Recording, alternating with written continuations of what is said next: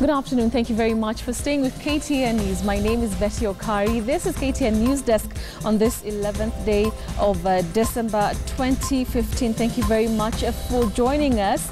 We have the latest, of course, and we begin right here in Kenya in a 5-judge bench. The Kenyan High Court has been given a determination in the case filed by the Kenyan Deputy Chief Justice Kalpana Rawal challenging her retirement on grounds of her age. Justice Rawal had been asked by the Judicial Service Commission to retire in January next year when she reaches 70 years, but she challenged the JSC, saying she was appointed as a judge under the old constitution, which allows her to retire at 74 years. Timothy Otieno has been following the ruling and now joins us by way of phone from the court. And Timothy, what have the judges said? Yes, good afternoon, Betty. We're here at the High Court, the Milimani Court in Nairobi. The judges have not yet made their decision. The ruling is still going on, the final determination. It's a 5-judge bench, of course, led by Justice Richard Mwongo, who is the one currently talking to the council.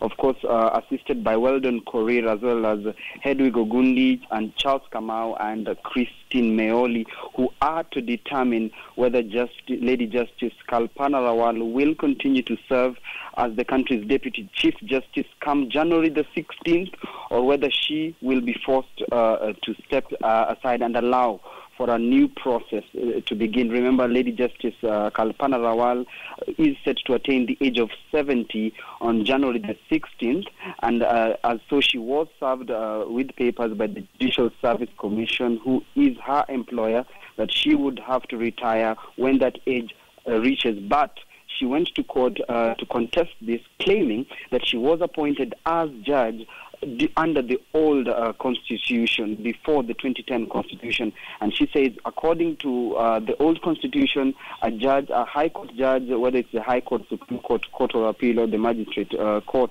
has to retire at the age of 74. So this is what the judges are going to determine this afternoon. Of course, she was claiming that the Judicial Service Commission was claiming that Justice Kalpana Rawal was under a new oath and a fresh oath, which falls under the new constitution when she was appointed the Deputy Chief Justice, which is a position that was created by the 2010 constitution. And according to the 2010 constitution, any judge appointed under that constitution is supposed to retire at the age of 70. Now, Justice Kalpana Rawal, through her lawyers, of course, that is George Oraro and Kioko Kilukumi, have contested this, claiming that the Judicial Service Commission in March 2011 agreed and announced that judges working under the old constitution would be given time to retire at the age of 74. So this is a case that is really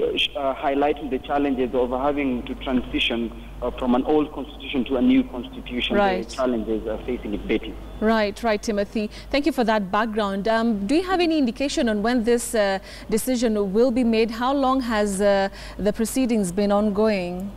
Yes, the proceedings have been going on since 11 a.m. this morning, and right now we are actually at the final stages of the ruling. So any minute from now, Justice Richard Mwongo, who is the lead judge in this case, is set to determine whether Kalpana Rawal will continue serving as Deputy Chief Justice until the year 2020, when she attains the age of 74, or whether she will have to cease being the Deputy Chief Justice come January. But remember, Betty, the Deputy Chief Justice Kalpana Rawal is not present here at the courtroom. She has been represented by her 2 lawyers, George Oraro and Kioko Kilukumi.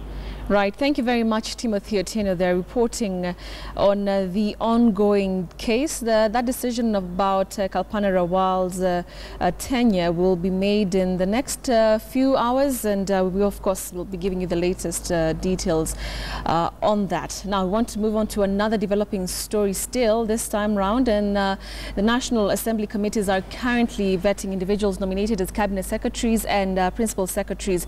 Now, those who have already been vetted include former Laikipia East Member of Parliament Mwangi Kiunjuri, who was nominated in the devolution docket. Kericho Senator Charles Keter has also been vetted, and he has been nominated as the Energy Cabinet Secretary. And right now, the person who is being heard is Dr. Cleophas Kilonzo Mailu, who is the CEO of the Nairobi Hospital. He has been nominated as a Cabinet Secretary in the health docket. Let's just listen into the ongoings from County Hall.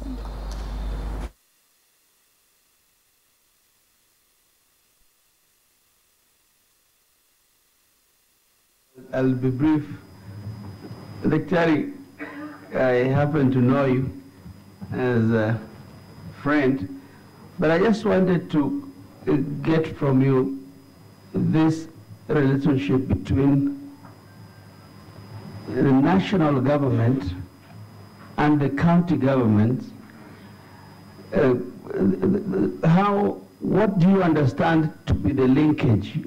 Because right now there seems to be a lot of confrontation, because people are looking at health as a way of making money, and this, the way it's working in terms of policy,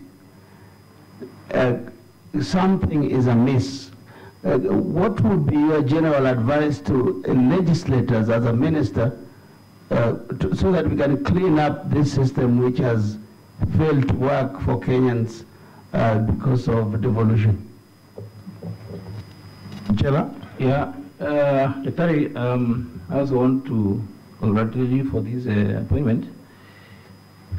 Now, the disease burden which is afflicting Kenyans can actually be brought down through policy. And I see the issue of preventive health. When I was the Minister of Health, and I think that's why we met, we were able to reduce malaria burden by almost 40, up to about 40% from about 90. And so many other diseases which can be prevented, such the extent where we can actually put more money there, but it has always been a problem getting the budget. So I would like to know what you intend to do on preventive health, because it can actually reduce the burden of on Kenyans. There are two institutions which are under you, which also are so crucial in terms of managing the health sector or health of Kenyans. Drug and Poison Board. Now, Drug and Poison Board is supposed to inspect all the drugs coming to the country, whether generic or brand, and to make sure the right drug comes to the country, not expired drugs. And we know that there is too much expired drugs in the rural area, because they don't know what that this thing should be banned or whatever it is. So how are you going to ensure Drug and Poison Board is not corrupted by individual businessmen to bring expired drugs to the country and causing havoc to the health of Kenyans? That's number one. Number two, KEMSA. Please, we must. They're all the same, Chairman. Yeah, but you must play by the rules, eh? Okay. Yeah. So, but I'll allow you to raise the issue of KEMSA since nobody else has raised it. Okay. I was the Ministry of Health. That's the problem. I know too much also. Now, KEMSA has been importing. He has been importing drugs into the country, and right now, what county government are doing? They are importing drugs directly from other sources, and they are bringing drugs which are not quality. So what are you going to do to control the importation of drugs through KEMSA, as opposed to everybody in every county doing the same in their own way? Yeah.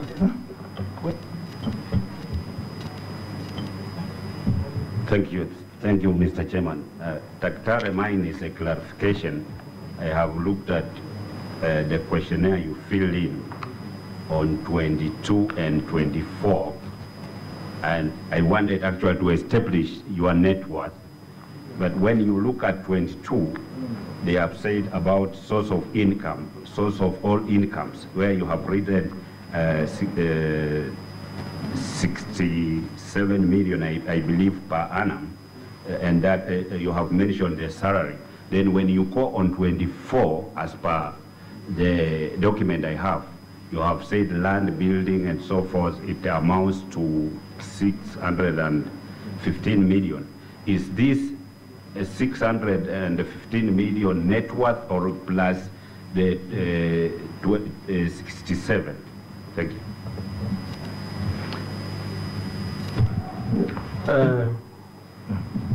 Welcome, Dr. My question is, I sympathize with your position in regard to this sector because the health sector is fully developed. Right, and that's it for KTN Newsdesk. Thank you very much for watching. See you later at 9 o'clock for Friday briefing. And this time round, our guest anchor will be Martha Karua, the Iron Lady. You don't want to miss that. See you 9 p.m., God willing.